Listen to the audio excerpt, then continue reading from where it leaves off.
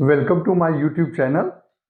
हम लोग rotational mechanics study कर रहे हैं और इससे पहले हमने रोटेशनल मैकेनिक्स के कॉन्सेप्ट को डिस्कस किया और आज हम लोग रोटेशनल मैकेनिक्स पे कुछ न्यूमेरिकल प्रॉब्लम सॉल्व करेंगे।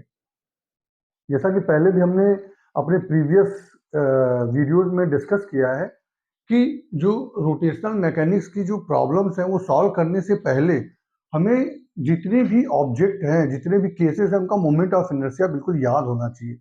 याद तभी होगा जब आप उसको अच्छी तरीके से आपने प्रैक्टिस किया होगा। तो आइए देखते हैं, अगर आपको वो सब सारी चीज़ें माइंड में पूरी अच्छी तरीके से क्लियर हैं तो हम ये न्यूमेरिकल प्रॉब्लम सॉल्व करेंगे तो आपको बहुत ईजी सोल्यूशन लगेगा। अदरवाइज आप हमारे प्रीवियस वीडियोज में जाइए और जितना हमने मोमेंट ऑफ इनर्शिया के डिफरेंट डिफरेंट शेप के ऑब्जेक्ट को डिस्कस किया है, एक बार उनको फिर से देखिए, अंडरस्टैंड करिए। उसके बाद फिर आप जब प्रॉब्लम सॉल्व करेंगे तो प्रॉब्लम आपको सॉल्व करना बहुत ही आसान लगेगा। आइए देखते हैं, ये दो क्वेश्चंस हैं जो कि हमारे FC वर्मा साहब के बुक से हमने लिया है। और भी दो क्वेश्चंस हम डिस्कस करेंगे जो 11th-12th की फिजिक्स की बुक है, उस बुक से हम डिस्कस करेंगे। बट ये हमारे SC वर्मा साहब के बुक में रोटेशनल मैकेनिक्स के चैप्टर में ये क्वेश्चन है जिसको हम डिस्कस करते हैं और देखते हैं कि कितना सिंपलेस्ट क्वेश्चन है। बट अगर आप ऐसे पढ़ोगे बिना कॉन्सेप्चुअली क्लियर हुए तो काफी टफ लगेगा। But question is very simple. आइए देखते हैं। Two identical spheres each of mass 12 kg and radius 10 centimeter are fixed at the ends at a light rod so that the separation between the centers is 50 centimeter. Find moment of inertia of the system, complete system, about an axis perpendicular to the rod passing through its middle point. 2 minute आप थोड़ा ध्यान से इस question को पढ़िए, तब तक जो इस क्वेश्चन में बोल रहा है उसके मैं डायग्राम को ड्रॉ करता हूं।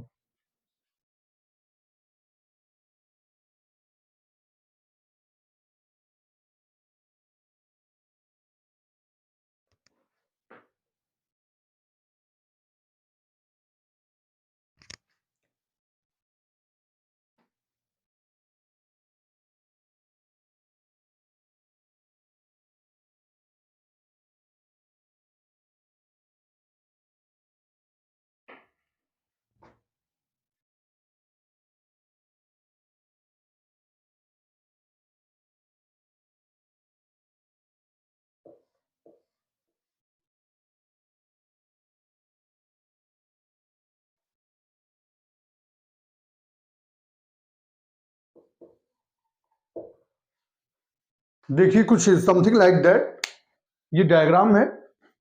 कह रहा टू, आई थिंक आप लोगों ने देख लिया होगा, इसको रीड आउट कर लिया होगा। टू आइडेंटिकल स्फेयर्स है जो कि 1.2 1.2 kg के हैं और रेडियस जो है आइडेंटिकल स्फेयर्स का वो 10 सेंटीमीटर है। ये हमने फिक्स किया at the ends of a light rod so that the separation between the centres is 50 centimetre.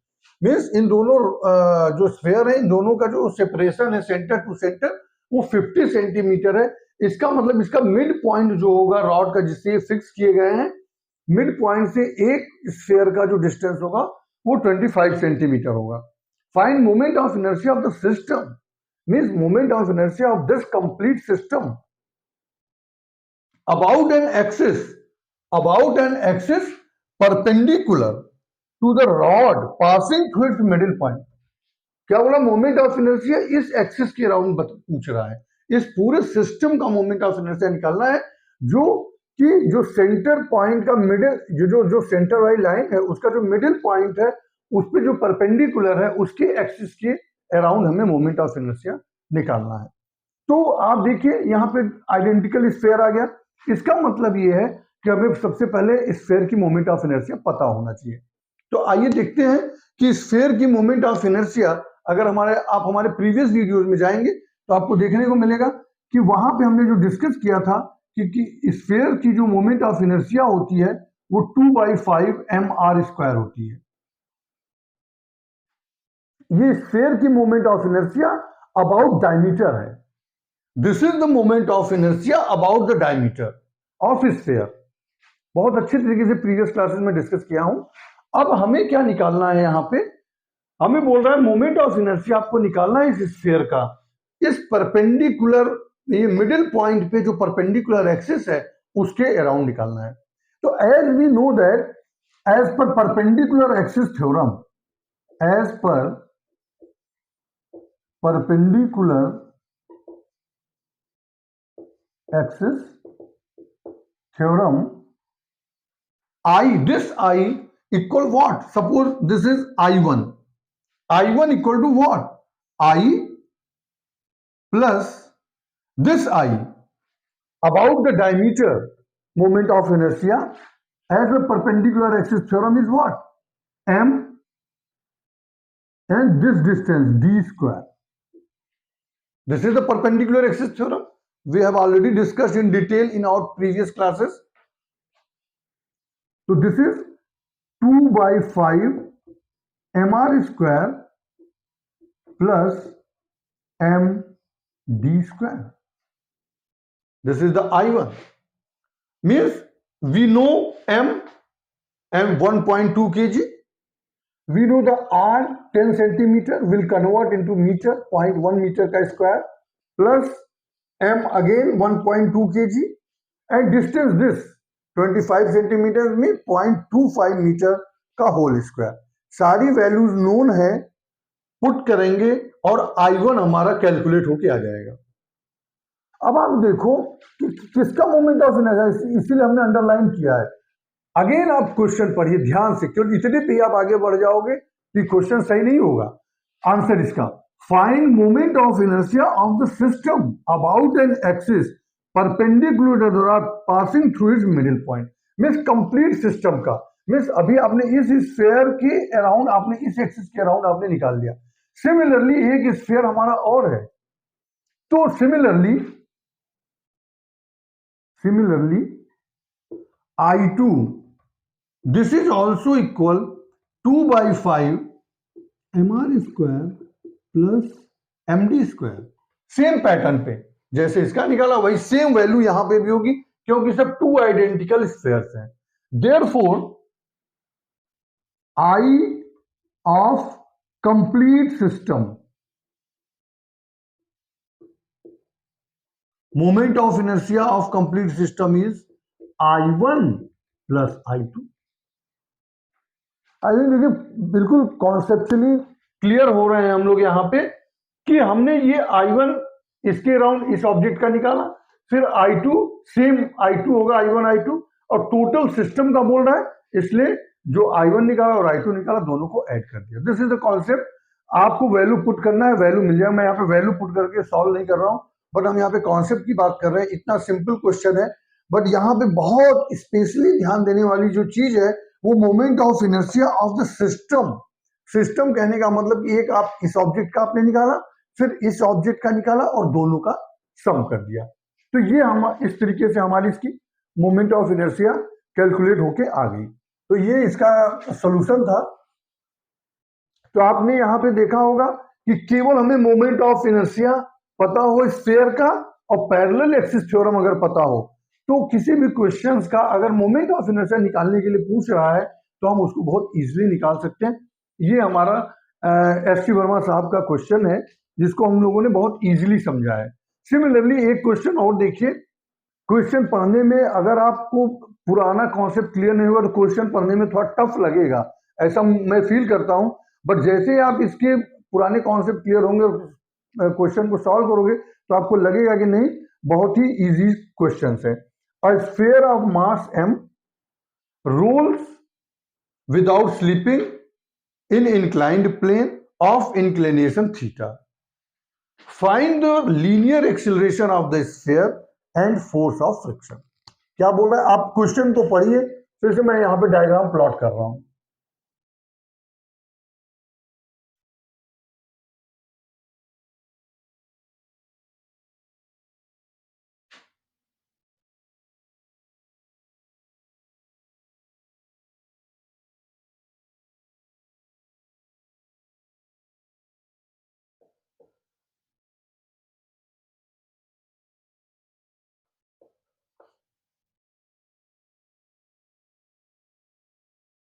ये देखिए ये क्वेश्चन में बोल रहा है, आई थिंक आप लोगों ने क्वेश्चन देख लिया होगा। बोला है कि इंक्लाइंड प्लेन है, उस पे एक स्फीयर रोल कर रहा है, this is the sphere inclined plane पे रोल कर रहा है विदाउट स्लिपिंग, रोल कर रहा है विदाउट स्लिपिंग। तो जब ये रोल कर रहा है तो इन दोनों सरफेस के बीच में फ्रिक्शन है, तो इसलिए फ्रिक्शनल फोर्स जो एक्ट होगा वो इस डायरेक्शन में होगा।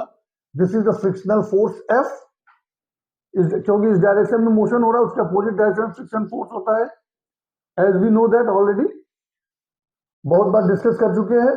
और अगर ये mg है और ये थीटा है तो हम ऑलरेडी बहुत बार डिस्कस कर चुके हैं कि this is the mg cos theta and this is mg sin theta. ये इंक्लाइंड प्लेन पे ऑलरेडी हम न्यूटन्स लॉज ऑफ मोशन में हमने इस तरीके के डायग्राम पे बहुत क्वेश्चन सॉल्व किया, तो वहां पे हम ऑलरेडी इसको डिस्कस कर चुके हैं कि mg cos थीटा रिजॉल्व हो गया था, ये mg sin थीटा। अब आप देखो कि हमारा जो मोशन है वो किस डायरेक्शन में हो रहा है, डाउनवर्ड डायरेक्शन में। इट मींस कि this mg sin theta, Newton second law of motion F equal to ma लगा रहा हूं, जिसके ऊपर हम लोगों ने कॉन्सेप्चुअली बहुत अच्छी तरीके से हमने डिस्कस किया है हमारे प्रीवियस वीडियोज में। अगर आपको रिकॉल करना है तो आप फिर से जाके वहां पे न्यूटन लॉ ऑफ मोशन आप देख सकते हो। mg sin theta minus F, this equal what, m into a, this is equation number first. This direction में मोशन हुआ mg sin थीटा, ये अपोजिट डायरेक्शन है minus F, this equal to m into a, force equal to m into a। अब आप देखो कि ये हमारा एक रोटेशनल मोशन हो रहा है, रोल्स कर रहा है एक स्फीयर।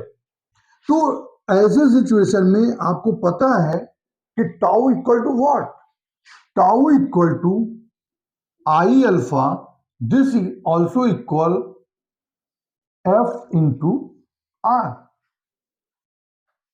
आप देखिए, तो स्फीयर का जो हमारा स्फीयर का जो हमारा मोमेंट ऑफ इनर्शिया होता है वो 2/5 mr स्क्वायर, एंड अल्फा क्या होता है, a equal r alpha, this is rotational acceleration, तो therefore alpha equal what, a upon r।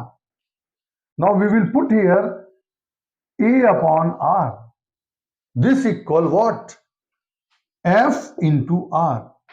एक r से ये स्क्वायर कैंसिल हो गया, दिस r से ये कैंसिल हो गया, therefore f equal 2/5 m into a.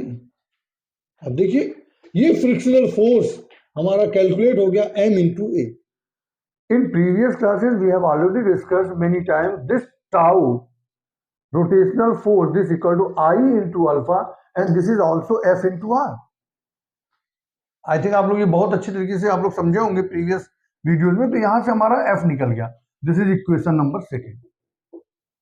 This f की value 2/5 ma will put in the equation first, this f equal to ma, f equal 2/5 ma we are going to put on equation number first, means mg sin theta minus 2/5 m into a, this equal to m into ए।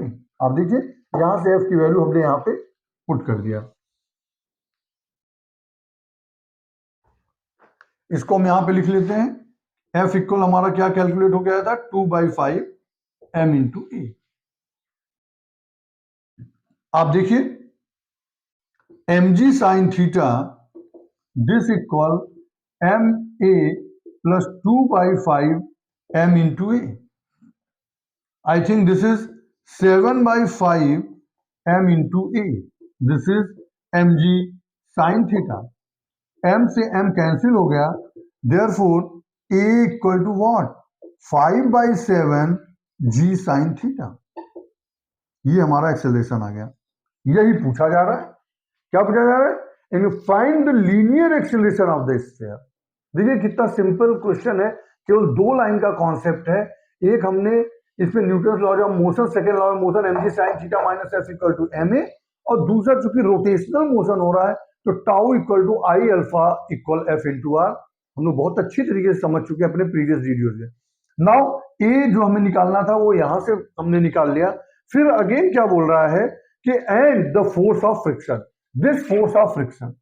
तो यहां पे हम ए calculate कर चुके हैं, इसलिए therefore F equal to 2/5 m into a की वैल्यू यहां पुट कर देंगे 5/7 g साइन थीटा। 5 से 5 कट कैंसिल हो जाता है और यहां पे हमारा आता है 2/7 mg sine theta. These are small calculations only. बस आपको 2 लाइन का ही कॉन्सेप्ट था इस क्वेश्चन में, एक mg sine theta minus f equal to ma and tau equal to i alpha into f into R, rest other part is the calculation part only. तो देखिए इस तरीके से हम क्वेश्चंस को कितने सिंपल तरीके से सॉल्व कर सकते हैं अगर हमें प्रीवियस वीडियो बिल्कुल अच्छी तरीके से क्लियर है। अब आइए हम कुछ सिंपल फिजिक्स के बुक्स के क्वेश्चन को सॉल्व करते हैं।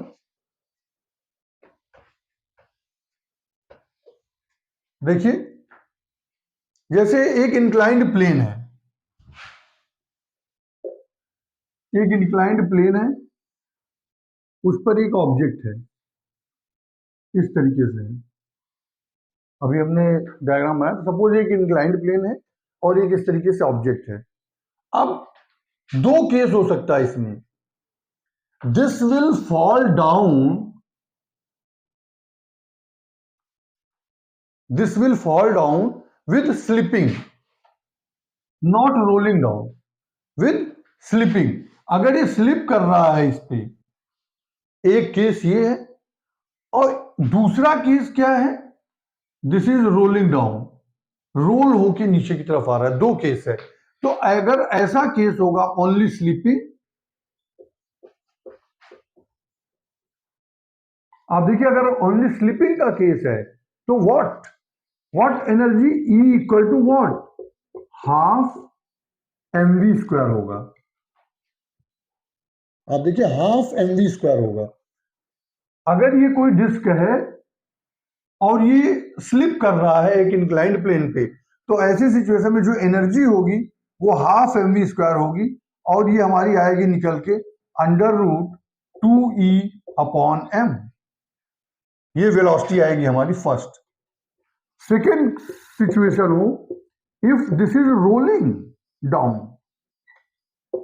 रोलिंग का केस हो, नॉट स्लिपिंग, तो ऐसे सिचुएशन में जो हमारी ये एनर्जी निकल के आएगी, काइनेटिक एनर्जी, वो क्या होगी, half mv square plus half i omega square. I think we are know about this formula, we have already discussed. In case of rolling, अगर ये रोल कर रहा है तो लीनियर जो काइनेटिक एनर्जी होगी वो प्लस रोलिंग काइनेटिक एनर्जी दोनों हो जाएगा। तो ऐसी सिचुएशन में this is half mv square plus half, और अगर डिस्क है तो ये हमारा हो जाएगा mr स्क्वायर बाई 2, और ये v equal to R omega, v equal to R omega हमारा होता है, तो omega equal to v upon R. तो यहां पे ये हमारा v अपॉन आर हो जाएगा। तो आप देखो यहां पे ये हमारा आ जाएगा half mv square plus what, R से इसका स्क्वायर कट गया, plus what, M V R by 4। तो इस v को अगर हम v डैश शो कर दें, तो आप यहां से जो v डैश कैलकुलेट करोगे वो आपका कैलकुलेट होके आएगा under root 3e upon 4m। आप कैलकुलेट करना तो आपका ये आएगा। तो आप देखो ऐसी सिचुएशन में, इस सिचुएशन में हमारा v ये है 2 टाइम्स e बाई m, और यहां पे ये आएगा 4/3, सॉरी 4/3, 4e बाई 3m। तो ऐसी सिचुएशन में दिस इज लेस देन 2, तो इस सिचुएशन में आप देखिए v is greater than v dash, means जो स्लिपिंग हो रहा है उसकी वेलोसिटी ज्यादा तेज होगी कंपैरेटिवली रोलिंग के। स्लिपिंग की सिचुएशन की वेलोसिटी ग्रेटर होगी कंपैरेटिवली रोलिंग। तो ये एक तरीके का सिंपल क्वेश्चन है जिसमें मोमेंट ऑफ इनर्शिया हमारा यूज हो रहा है। और आप देखिए एक क्वेश्चन और देखते हैं, कैलकुलेशन के बारे में हम यहां डिस्कस नहीं कर, कैलकुलेशन आप खुद कर सकते हो। आप देखिए कि एक व्हील है इस तरीके से व्हील, और इसके व्हील के साइड को यहां पे कोई फोर्स F अप्लाई कर रहे हैं। सपोज वो फोर्स F की वैल्यू कुछ भी है 25 न्यूटन। ये जो व्हील है उसका कुछ रेडियस है व्हाटएवर।